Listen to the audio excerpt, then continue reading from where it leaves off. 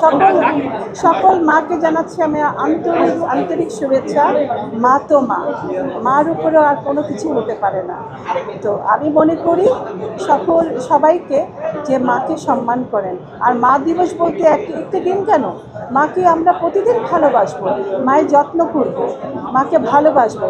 আমরা ওই মার হাত ধরে হাঁটতে হাঁটতে আগে জানতাম, চলতাম, কিন্তু এখন আমরা মায়ের হাত ধরে হাঁটি না। এখন আমরা মোবাইল হাতে নিয়ে হাঁটি আর মায়ের হাতটা ছেড়ে দিই না। আপনারা ছাড়বেন না, মায়ের হাতে ধরে রাখুন, মাকে বুঝুন, মাকে ভালোবাসুন, মার সহযোগিতা করুন, মায়ের মতন হয়ে উঠুন। কারণ আপনার মা, আমাদের মার অভিজ্ঞতা অনেক, তার অভিজ্ঞতাটাকে কাজে লাগিয়ে আমরা এগিয়ে যাব সবাই। এটা খুবই জরুরি।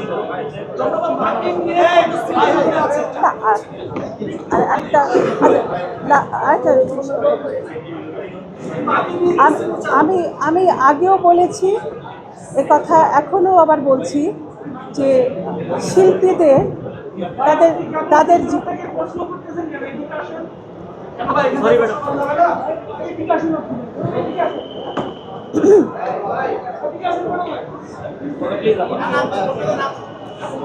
একটি কথা আমি আবারও বলতে চাই, আমি আগেও বলেছি, এখনও বলছি, সেটা হচ্ছে শিল্পীদের জীবনকালে তাদের তাদের যে সম্মানটুকু পাওয়া, যে অ্যাওয়ার্ড সম্মান, সেটা তার জীবনকালে পাওয়া উচিত। কেননা মানুষের তো জীবন জার্নি তো অনেক দূর এগিয়ে যায় না, হ্যাঁ।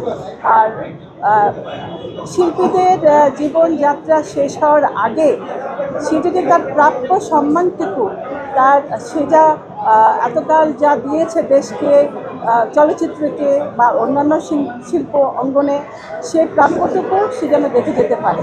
তাতেই হবে তাদের আত্মার তৃপ্তি এবং সবাই তাতে খুশি হবে। ধন্যবাদ সবাই, ধন্যবাদ, থ্যাংক ইউ।